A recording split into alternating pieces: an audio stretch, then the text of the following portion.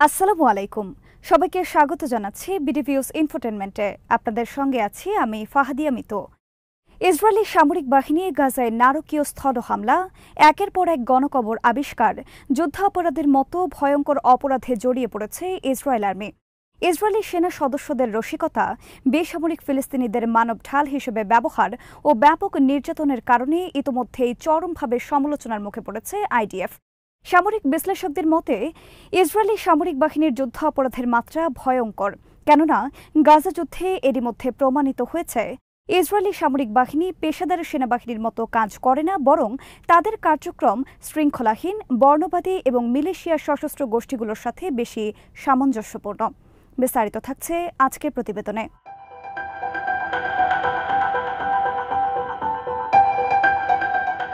গত ৬ মে হামাস, কাতার ও মিশরের মধ্যস্থতায় যুদ্ধবিরতি মানার ঘোষণা দেয়, কিন্তু ইসরায়েলি কর্তৃপক্ষ যুদ্ধবিরতির প্রস্তাব নস্যাৎ করে রাফা শহরে হামলা শুরু করে। বিশ্ব নেতৃবৃন্দ ও মানবাধিকার সংগঠনের আপত্তির কোনো তোয়াক্কা না করে রাফায় বিমান হামলা শুরু হয়। রাফা অভিমুখে অজস্র ট্যাঙ্ক পাঠানো হয়। ইসরায়েলি সামরিক বাহিনী প্রথম যে লক্ষ্য অর্জন করতে চেয়েছিল তা হল রাফা ক্রসিং দখল করা, কারণ এই ক্রসিংটি দখল করলেই গাজার মিশরীয় অংশ দিয়ে ত্রাণবাহী ট্রাক এবং বেসামরিক যাতায়াত বন্ধ করে দেয়া যাবে। ইসরায়েলি সেনাবাহিনীর গিবতি ব্রিগেডকে রাফা ক্রসিং দখলে দায়িত্ব দেয়া হয়। কাজটি খুব কঠিন ছিল না, কিন্তু তারা এই সহজ কাজটি সহজে না করে বরং নির্দয়ভাবে পরিচালনা করে।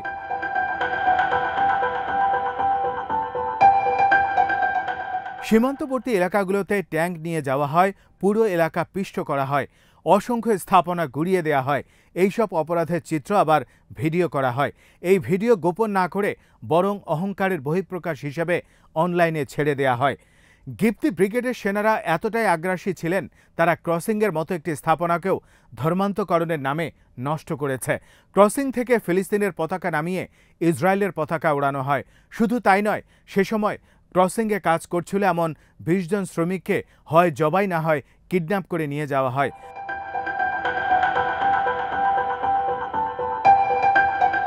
গিবতি ব্রিগেডকে ইসরায়েলি সেনাবাহিনীর মধ্যে সবচেয়ে বেশি প্রশিক্ষিত ইউনিট হিসেবে বিবেচনা করা হয়। এই ব্রিগেড রিজার্ভ ফোর্সের তুলনায় অনেকটাই অগ্রসর। গিবতি ব্রিগেড ইসরায়েলি সাউদার্ন কমান্ডের দুটি ব্রিগেডের মধ্যে একটি, যা ৭ই অক্টোবর হামাস পরিচালিত অপারেশন আল আকসা ফ্লাডের ঘণ্টাখানেকের মধ্যে পুরোপুরি অকার্যকর হয়ে যায়। এই ব্রিগেডকে গত ৬ মে যে মিশন দিয়ে রাফাতে পাঠানো হয়েছিল তা কার্যত ১৯৭৮ সালে স্বাক্ষরিত ক্যাম্প ডেভিড চুক্তির লঙ্ঘন। এই চুক্তির বদৌলতে কায়রো ও তেল আবিবের সম্পর্ক স্বাভাবিক হয়েছিল।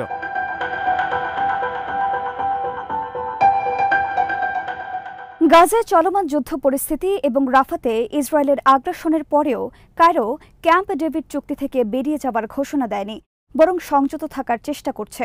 কিন্তু ইসরায়েলি বাহিনী যেভাবে মিশরের বিরুদ্ধে যুদ্ধের প্রস্তুতি নিয়েছিল তাতে প্রমাণ হয় ইসরায়েল নিজেই আর ক্যাম্প ডেভিড চুক্তিকে গুরুত্ব দিতে রাজি নয়। ইসরায়েলি সেনারা যেভাবে রাফা ক্রসিং এবং আশেপাশের এলাকা ধ্বংস করেছে এবং নিজেদের আইফোন দিয়ে সব দৃশ্য ভিডিও করেছে তার নতুন কিছু নয়। গাজায় স্থল অভিযান পরিচালনা করার সময় ইহুদিবাদী সৈন্যরা অসংখ্য ফিলিস্তিনি বেসামরিক নাগরিককে অপমান, মারধর করে এর ছবিও তুলেছে।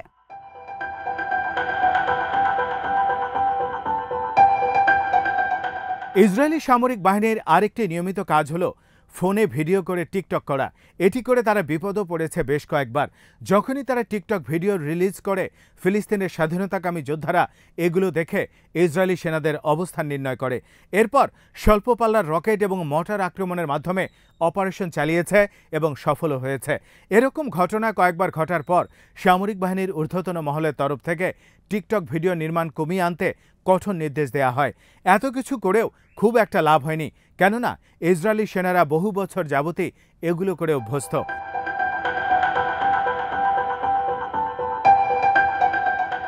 ইসরায়েলি সেনারা রসিকতার অংশ হিসেবেই মানুষ খুন করত। ইসরায়েলি বেশ কিছু মূলধারার গণমাধ্যম তখন সেনাদের উপর বিভিন্ন সময়ে অনুসন্ধানী রিপোর্ট প্রকাশ করে। এতে বেরিয়ে আসে ইসরায়েলি সেনারা উপর মহলের আদেশ মানে না। আরেকটি ভয়ঙ্কর বিষয়ও তখন অনুসন্ধানে বেরিয়ে এসেছিল। ইসরায়েলি কর্তৃপক্ষের সমরাস্ত্র নির্মাতা কোম্পানিগুলোর তৈরি নতুন অস্ত্র সেনাদেরকে ব্যবহার করার সুযোগ করে দেয়। যে কোনো নির্মাণাধীন অস্ত্রের প্রথম টেস্ট হয় ফিলিস্তিনিদের ওপর। সেনারা তাদের নির্ধারিত ও অনুমোদিত অস্ত্রগুলো ব্যবহার না করে বরং প্রাণনাশক এবং অপরীক্ষিত অস্ত্রগুলো ফিলিস্তিনিদের উপর প্রয়োগ করত।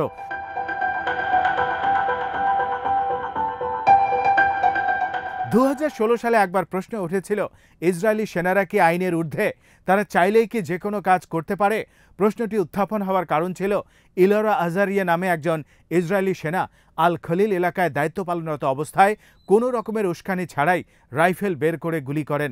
এতে ফিলিস্তিনি একজন বেসামরিক নাগরিক মারা যান। ঘটনাচক্রে পুরো দৃশ্যটি তখন ভিডিও হয়েছিল। এরপরই আন্তর্জাতিক মহলে ব্যাপকভাবে প্রতিক্রিয়া হয়। ইসরায়েলি বাহিনী এই সেনার বিরুদ্ধে ব্যবস্থা নিতে বাধ্য হয়।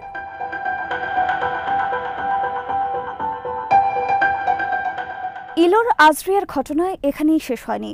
ইসরায়েলি উগ্রপন্থীরা তেল আবিবে সমবেত হয়। তারা ইলোরা আজরিয়ার সমর্থনে বিক্ষোভ অব্যাহত রাখে। বিক্ষোভকারীরা ফিলিস্তিনি নাগরিককে হত্যা করার ইসরায়েলি অধিকারের পক্ষেও সরব হয়। ঘরে বাইরে দুরকমের চাপ সামাল দিয়ে শেষ পর্যন্ত ইলোরা আজরিয়াকে 18 মাসের কারাদণ্ড দেওয়া হয়। কিন্তু মাত্র 9 মাস কারাদণ্ড ভোগের পর তিনি আবার সেনাবাহিনীতে স্বপদে ফিরে আসেন। কারণ ছাড়াই একটি মানুষকে হত্যা করার অভিযোগ প্রমাণ হওয়ার পরেও তাকে সামরিক বাহিনী থেকে বহিষ্কার করা হয়নি।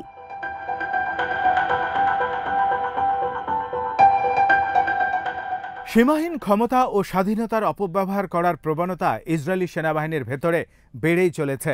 ইসরায়েলি সেনারা ধরেই নেয় তারা কোনো ধরনের ব্যাখ্যা ছাড়াই যা ইচ্ছা তা করতে পারে। চলমান গাজা যুদ্ধ প্রমাণ করেছে শৃঙ্খলাহীনতা ইসরায়েলি সামরিক বাহিনীর কেবল একটি ক্রমবর্ধমান সমস্যাই নয়, বরং এটি ইসরায়েলি সশস্ত্র বাহিনীর একটি লালিত সংস্কৃতি। ইসরায়েলি বাহিনীতে সহজেই পদোন্নতি দেয়া হয় এবং সেনাদেরকে সামরিক কাজে যুক্ত হওয়ার জন্য নানা ধরনের প্রণোদনা দেয়া হয়। এর ফলে অপ্রস্তুত এবং অদক্ষ সেনারাও বাহিনীর ঊর্ধ্বতন অবস্থানে চলে যাচ্ছেন। তারা এমন সেনাদের পরিচালনা করছেন যারা নিজেদের দায়িত্ব বা কার্যক্রম সম্পর্কে তেমন অবগত নন।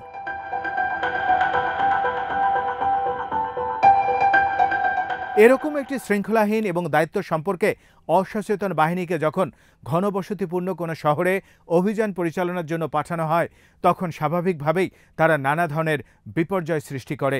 এর সাথে যখন বর্ণবাদ, ধর্মবিদ্বেষ এবং প্রতিপক্ষকে নিশ্চিহ্ন করে দেওয়ার মানসিকতা যুক্ত হয়, তখন বিষয়টি আর সহনীয় পর্যায়ে থাকে না।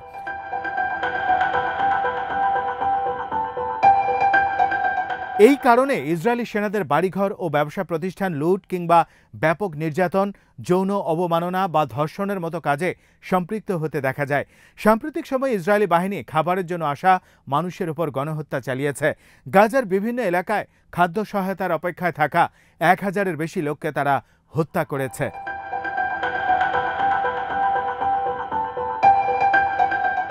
ইসরায়েলি সেনাদের অপরাধ বৃদ্ধির একটি বড় কারণ দেশটির প্রধানমন্ত্রী বেনিয়ামিন নেতানিয়াহুর মুসলিম বিদ্বেষ। তিনি হরহামেশাই গাজাবাসী আমালকে বা ইহুদিদের শত্রু হিসেবে আখ্যায়িত করেন।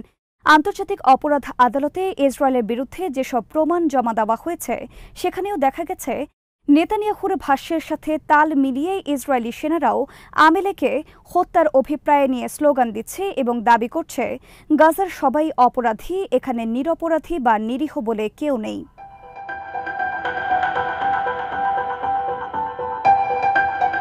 ইসরায়েলি বাহিনীর ড্রোন ফুটেজ এখন সর্বত্র পাওয়া যায়, যেখানে দেখা যাচ্ছে ইসরায়েলি ইউএভি ড্রোনগুলো বেসামরিক ফিলিস্তিনিদের টার্গেট করে হামলা চালাচ্ছে। ড্রোন চিত্রে আরও দেখা গেছে গাজার আল সুজাইয়া এলাকায় আটক ইসরায়েলি বন্দীরা যখন নিজেদের শার্ট সাদা পতাকা হিসেবে ব্যবহার করে নিজেদের ইসরায়েলি হিসেবে দাবি করছিল, তখনও ইসরায়েলি সেনারা তাদের পরিচয় শনাক্ত করার কোনো চেষ্টা না করে গুলি করে হত্যা করেছে।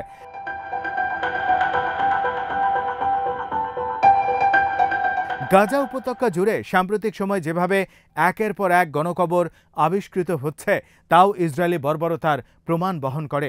অনেক ক্ষেত্রেই প্রমাণ মিলছে ইসরায়েলি সেনারা অনেক ফিলিস্তিনিকে জ্যান্ত কবর দিয়েছে, আবার অনেককে হত্যা করার আগে হাত পা বেঁধে নগ্ন করে নির্যাতন করেছে। অনেক লাশে কেবল নির্যাতনের চিহ্ন। তাদেরকে দিনের পর দিন অত্যাচার করে হত্যার পর আবর্জনার কালো ব্যাগে ভরে মাটি চাপা দেয়া হয়।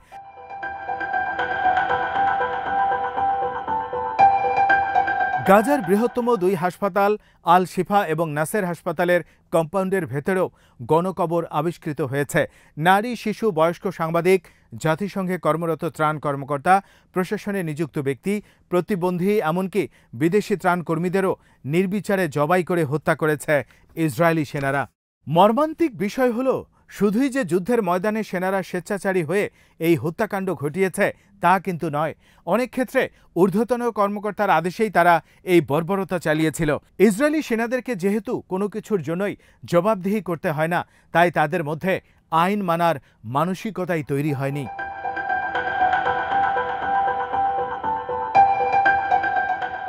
আজ এখানেই শেষ করছে।